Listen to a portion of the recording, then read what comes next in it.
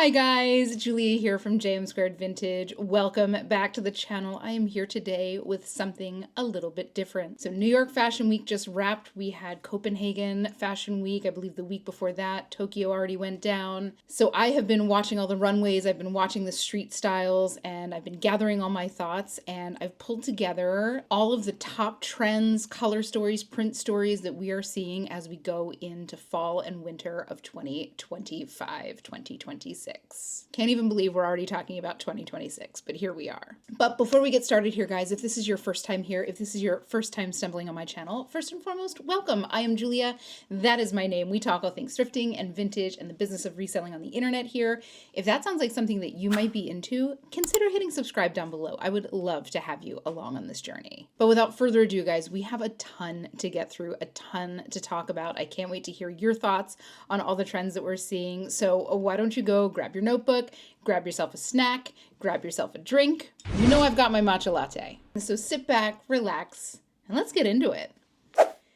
So I've been trying to wrap my head around the best way to present all of these to you because there are a lot of through lines through the different trends. So what I figured I would do is I would start by talking about the color stories of the season and the print stories of the season and the kind of overall silhouette story of the season. And then we'll go into each of the trends and each of the aesthetics and the key pieces and kind of see how those overarching color, print, silhouette stories are being pulled into each. For me, looking at it in that order kind of helped build a more cohesive story for what we're seeing going into fall and winter. And the more clear of a picture we have, the better off that we as resellers can source to kind of meet these demands. So first things first, let's talk color story. Brown continues to be the core neutral that we see. This is carried on from the last couple seasons. This was even big in spring. This is really just a departure from the stark, cold, gray, black, and white that was big for so long. And you're seeing a lot of these new neutrals with kind of interesting color combos. So for example, with burgundy, we saw a lot of burgundy with pink, like this piece here at Chanel. To me, I don't love that color combination, but it was pretty big. We also saw a lot of like burgundy and light blue, which I think is a great color combination.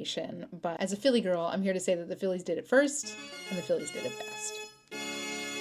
So the other key neutral that I was seeing a ton of is burgundy. And I would say this year going into next year is going to be the season of burgundy. And you're seeing a lot of like neutral combos, right? So you were seeing a lot of like brown and black together, a lot of burgundy and black together. And then in terms of contrast colors, it was all about the icy pastels. Now, for the past, probably 10 years, it was all about the dusty pink, the dusty blue, the dusty purple. And right now what we're seeing is more icy colors. So much cooler light blues, cooler pinks, cooler greens. And then the pops of colors that I'm seeing a lot are like an orange, but kind of like a burnt orange and green. So you're going to be seeing these colors popping up in like all of the different trends that we're talking about. And regardless if we're talking about what we saw on the runway or what we saw in street style, because I'm paying just as much attention to the people on the street, the people attending the shows, the people attending the functions, as I am to the actual runway presentations. These are equally as important when it comes to setting trends. So in terms of your whites, you're not seeing a ton of whites per se, you're seeing a lot of creams. So it's just part of this like overarching move away from these kind of cold neutrals and into a bit of a warmer time. Now in terms of like print themes, and we're going to talk a lot more about these as we go through,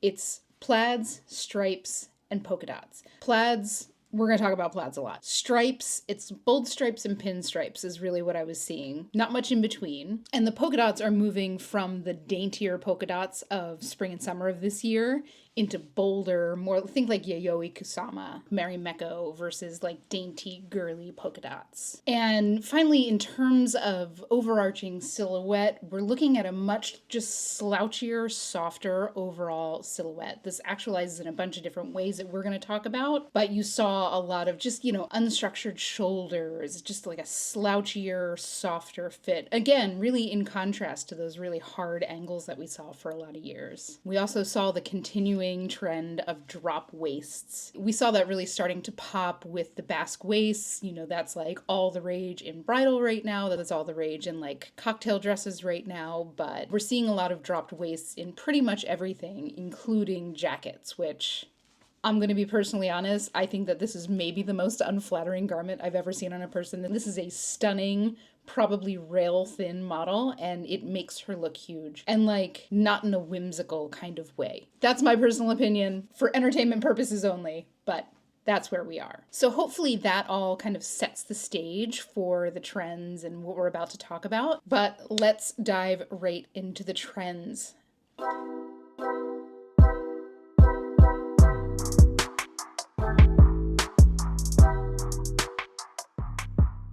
The first one we're going to talk about is this huge movement of soft femininity.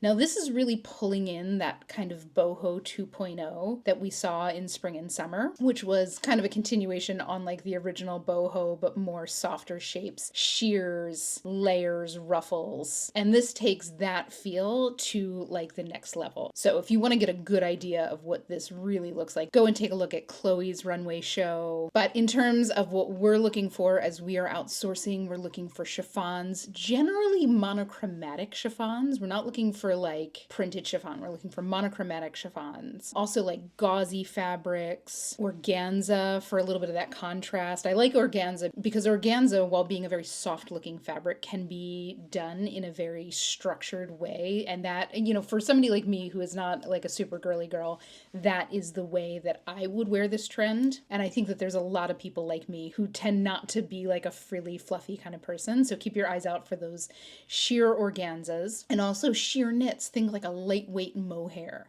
These things all look just like a pastel dream. They almost look like they're in soft focus. So that's kind of the vibe you're going for. In terms of silhouettes here, it can be very drapey and boho. Again, it's that continuation of boho 2.0, but it can be structural. Like if you are to go and look at what's happening in like Tokyo Fashion Week, so that's going to really be dictating your minimalist aesthetics here in the States. You're seeing this soft femininity done again in those like structured, like an organza blazer, right? Think like organza midi length straight skirts. Very structured silhouette, but done in that soft, frothy way. Lots of layers. You're also going to see a lot of lace here, and you're also going to see a lot of like ruffles, right? Think like eyelet lace, ruffles around the neck, pin tuck ruffles down the front. That kind of stuff is also in play here, so giving it a little bit of a romantic edge. So to sum this one up, you are looking for sheer fabrics, either like chiffons, organzas, sheer lightweight knits, gauzes, eyelets, lightweight cotton, just really breezy, flowy, easy wearing stuff. And in terms of keywords that you're going to use for these items, lots of like ethereal,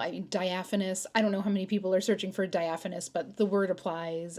Girlhood, girly, feminine, romantic, boho, dreamy, breezy. And of course, if you have any of the more structured pieces, it's a very minimalist aesthetic. So make sure you're using minimal, minimalist, and for sure be using the color keywords if you have one of the hot colors of the year right now. So this was a big one. I saw this on a lot of runways. So be sure to be keeping your eyes out for those pieces. Of course, none of us are going to be able to go to the thrift store and find, you know, this season's Chloe. But for the most part, with these guidelines, we're going to be able to find pieces that already exist, that are in the thrift stores, that fit this aesthetic, and make sure that we can get them in front of the eyes of the people who are looking for them.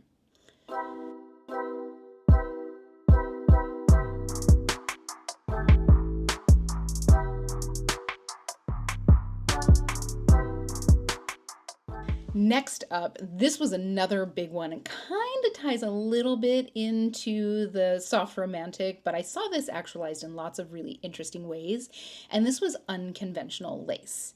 So I think one of the things that really like initially piqued my interest on this, Adidas did this amazing skirt that was half like track pant, half lace, and it was tiered, so it was like this boho silhouette. It was wacky, but I loved it. And this is a perfect example of where you're seeing this unconventional lace. Lots of, again, that midi length straight skirt. That silhouette I saw in a couple different aesthetics, but that straight midi skirt, not pencil skirt. It wasn't tight. It's just like a straight down skirt, but that in a sheer lace. The big thing with the lace is that it is sheer underneath. You're seeing skin, even if that skin is covered, but you're seeing skin and you're seeing lace in ways that you're not used to seeing it. Now, in this world, you're still very much seeing that like lace trim, silk, cami style. And yes, you are seeing people wearing that over jeans. I can't believe we're back here already, but we are seeing lots of skirts over jeans. I was trying to think about this because that's a styling cue, right? But what is involved in this is pulling in lengths of skirts that we haven't really been seeing for the last couple years. For the most part, we've been seeing a lot of midi length skirts and a lot of mini skirts,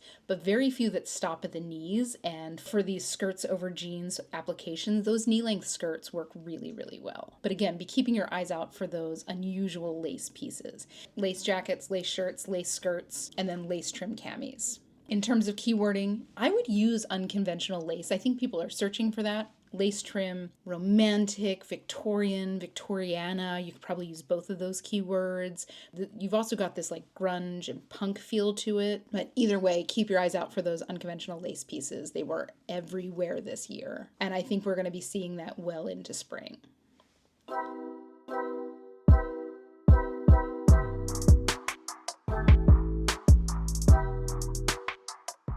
So next up, we're going to talk prep again. And I think that there's always going to be some semblance of prep that's popular in Fashion Week. Like that's just always going to be an aesthetic that's there. But it's always interesting to see the different flavor that each season puts on it. And this year, it's a little bit less, don't get me wrong, this is still very popular. It's a little bit less prep school and more like town and country. A little bit less Cambridge and a little bit more Balmoral, if that makes sense. So lots of like equestrian touches, lots of dark greens and browns, and again, those burgundies, mustards, classic tailoring pieces.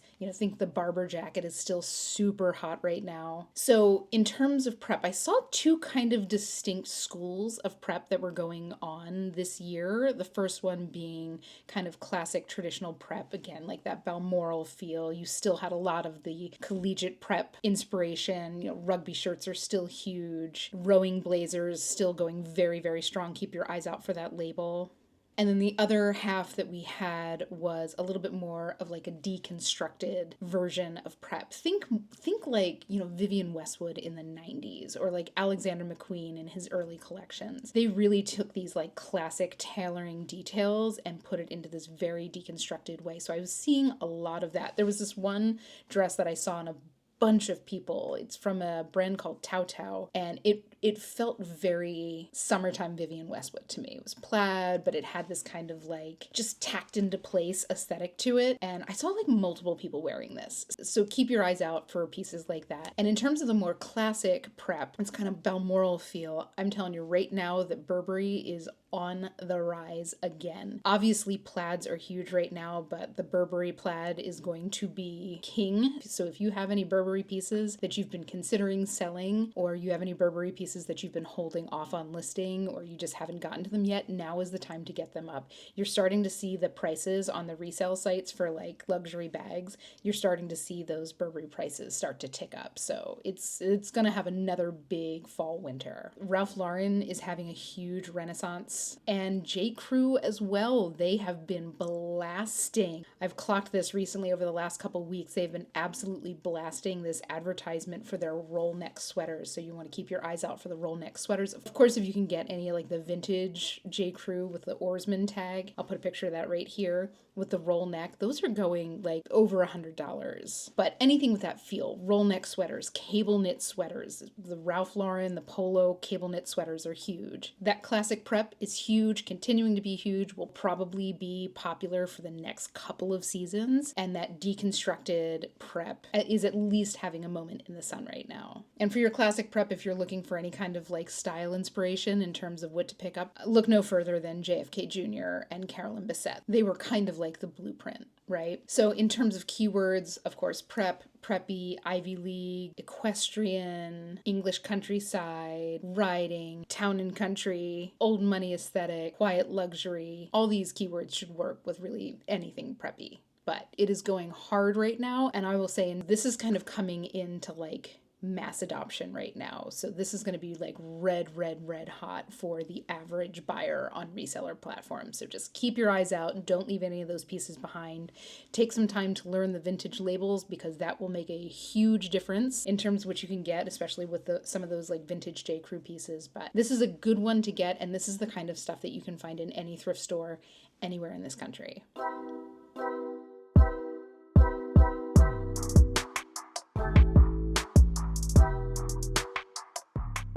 The next one we're going to talk about, and this is one that was huge over in Copenhagen Fashion Week, and you're also seeing this a lot in like the street style folks in the States, and that is kind of track pants and bloke core. I've talked about bloke core before, and it's kind of like referential to a bloke, a lad. You can also call it lad core. And the kind of core thing that you're seeing there is these like soccer jerseys. What is even more prevalent that I'm seeing right now is less so the soccer jerseys, which are still a thing and still something you should be keeping your eyes out for. And in that case, it's like the more colorful, the better. The bigger piece that I'm seeing are the track pants. If you were around in the 90s, that's what we called like the Adidas warm-ups, not to be confused with the swishy pants. I think track pants are very much like a UK term. We called them warm-ups in the Philadelphia area, and then swishy pants were like the ones that made the sounds when you walk. Let me know if that's what you called them, because I get the feeling sometimes that that's a regional term. Anyway, what you're looking for are the warm-up pants or the track pants. So that kind of polyester with a little bit of a sheen to the surface of it, generally with some stripes down the side. It doesn't have to be Adidas. You can, there's a million different brands that are making stuff like this right now. And in particular, I think we're going to be seeing the rise over the next year or so of kind of tearaway pants. Do you remember we called them snap pants? They had the snaps down the side that you could just kind of like tear away. Be on the lookout for those to be making a huge resurgence. Track pants and bloke core are making a move to more mass popularity. So be on the lookout for those pieces. And I feel like as of right now, these are the kind of pieces that you can get your hands on, again, at any thrift store anywhere in the country and for a pretty reasonable price. I just went and looked for a pair of like royal blue Adidas pants, and everything was like $40 on the secondhand market. So keep your eyes out. In terms of keywords here, you're using bloke core, you're using lad core, you're using track pants, you're using track set, bloquette, and of course you also want to be using the keywords for like the actual application of these, soccer warm-ups, etc. Because while there are people wearing them for fashion, there are still people very much wearing them to like warm up their body before a game. So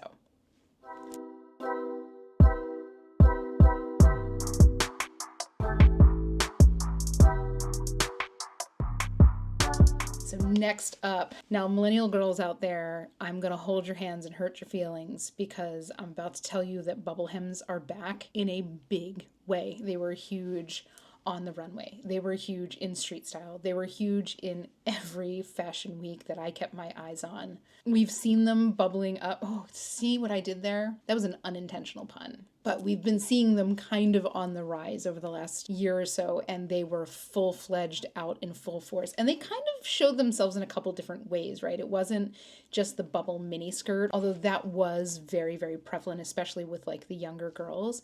But there were a lot of like midi-length bubble skirts that I thought were super chic. And we also saw a lot of this bubble silhouette with pants. So it's not just the bubble hem, it's really this kind of overarching play on volume on the bottom half. I thought that they were really cool. I feel like the bubble pants are kind of the next evolution of the barrel leg, but those bubble hems were everywhere. So keep your eyes out for them, especially if you can get your hands on a vintage bubble skirt from like Y2K. In particular, like white and pastel bubble skirts were really big. I didn't see too many in dark colors. These were mostly in the kind of creams, the whites, the icy pastels. I just still can't believe that they're back in, but here we are.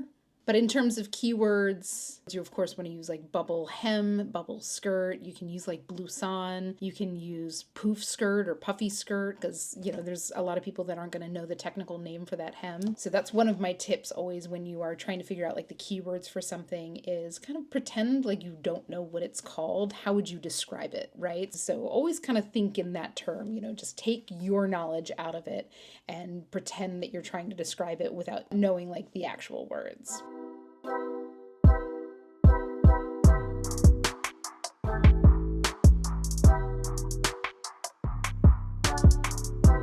Next up, we're going to talk about the outerwear silhouette of the season, and that is the Drapey coat. These were everywhere. They were in every fabric imaginable. This gorgeous piece from Kate in this burgundy leather that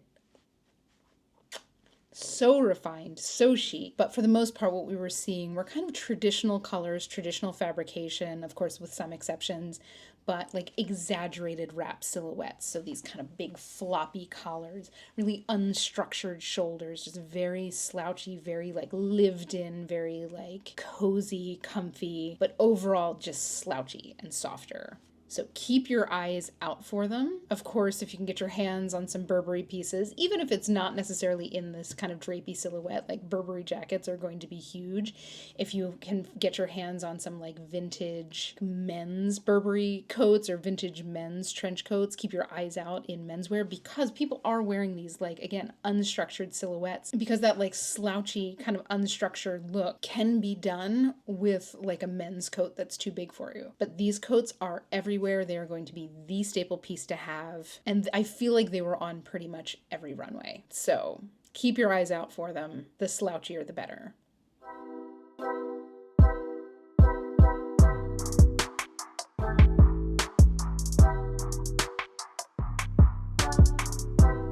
All right, so next up we are going to talk about plaid checks. All plaid everything. This was the print of the season, and you've seen this evident in pretty much every style that's out there. You saw minimalist gingham pieces. You saw, again, that Nova check, that classic Burberry check, and all the classic plaids in the prep territory. You saw lots of plaid drapey coats. You also saw a nice flavor of grunge. So one of the things that I did see a lot of were these kind of like, I feel like this was something that Ralph Lauren did back in like the early 2000s or the 90s, these kind of like patchwork skirts that were all different kinds of plaids, and they looked really worn and really weathered, right? So this isn't necessarily that deconstructed prep that I'm talking about. This is more of like grunge meets boho, but I saw quite a bit of that feel. But the fact of the matter is plaid is going to be king over the next couple seasons. Plaid trousers, plaid blazers, plaid coats, plaid shirts, plaid skirts. So keep your eyes out for plaid pieces in interesting silhouettes or current silhouettes, because this is the single most prevalent print that I saw across all the runway shows and all the street style pictures, as well as, New York and Copenhagen and Paris.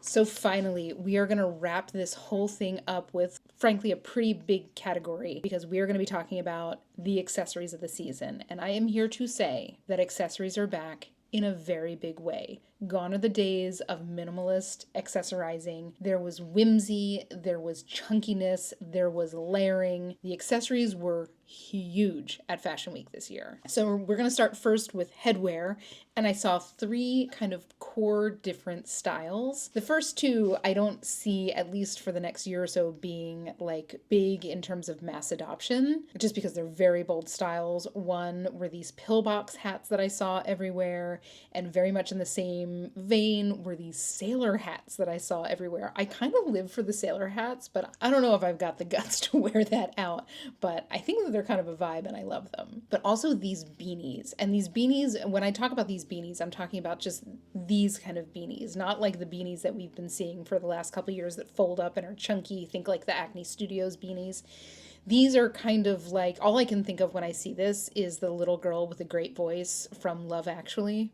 But these were everywhere, and you saw them in knit, you saw them in beaded applications, also headscarves. I saw a lot of headscarves, and again, headscarves in all different kinds of applications. Silk, of course, silk scarves were very big this year, but also like knit and crochet, and also beaded, which was an interesting turn of event. But headwear was everywhere this year. Another one of the biggest trends that I saw, and again, this is across all of the different trends that I saw, were like belts on belts. So it's not just one belt, it's like multiple belts. And the belts were like chunkier and like more of a statement. And while I did see quite a few like oversized belts, I'm talking like belts that are this thick, think like Obi belts, a lot of those would be worn kind of up at the natural waist, but a lot of times I would see like 2 belts on somebody, like slung low, again leading to that like overall theming of the dropping of waistlines. So again, those low slung belts that we used to wear to the club over our very long camisoles in 2002, they back, guys. As a quick aside, I did see one girl who was like a fashion student. I saw her on TikTok and she's just like, I've never seen belts like this before. They're really interesting and really chunky. And I'm like, sweet summer child. You wouldn't have lasted a day at Egypt on the waterfront, okay? If you're from Philly, let me know the clubs that you went to because I need to know who was partying with me. But like belts, belts, belts. Chunky belt buckles, wide belts, statement belts. Belts were everywhere. So as always, you should be taking a look at the belts when you're in the thrift store. The amount of like high-end designer belts that I know people have found for like $3 or $4 alone should drive you there. But especially right now, keep your eyes out for those interesting things, big statement belt buckles. And I'm not talking like Western belt buckles. Think more like Elsa Peretti-esque, right? More organic shapes, bold metal shapes.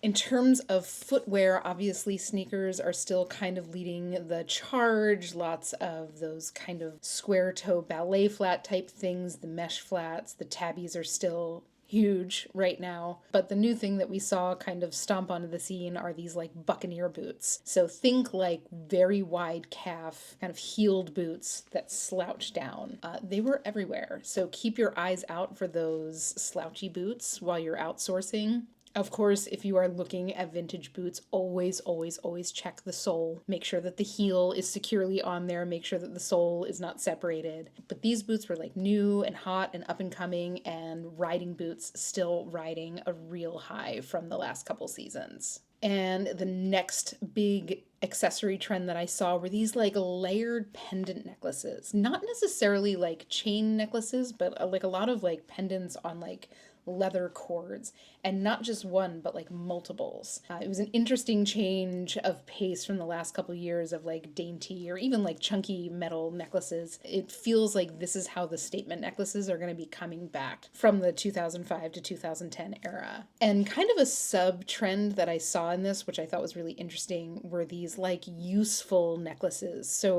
like a wallet on a leather cord around your neck, or like a phone case. It was really kind of unusual. I'm interested to see kind of how this unfolds to the mass population, but just kind of making a note so that you kind of keep your eyes on that trend and see if it's something that starts to take hold. And if so, let's start looking for ways to source them. And finally, we're going to talk about bags. I know a lot of people do a lot of stuff with bags. So hobo bags are still huge.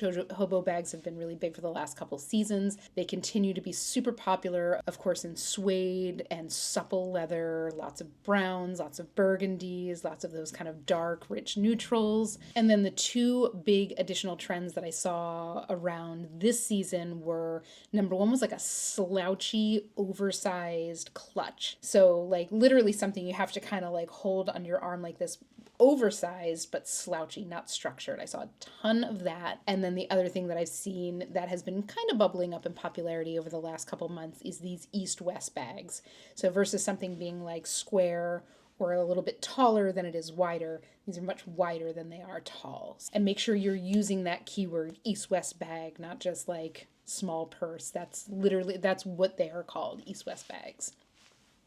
So that is it, guys. Those are the trends that I saw hitting kind of the hardest this year at Fashion Week. This is by no means an exhaustive list. There are hundreds and hundreds of presentations over multiple cities worth of Fashion Week, but these are what I felt were the most common through lines and certainly the most wearable of what we saw. I didn't really touch on a lot of like avant-garde type designers. I mean, as fun as that is to watch and as incredible as the artistry is there, I don't think many people are going to be wearing like an Iris Van Herpen dress, you know. But I hope this was helpful. I hope this helps you find some gems while you're out sourcing this fall and winter. And as always, thank you for giving me the opportunity to spend hours and hours and hours and hours and hours watching runway shows and flipping through street style photos. It's a real treat for me to be able to do this for work.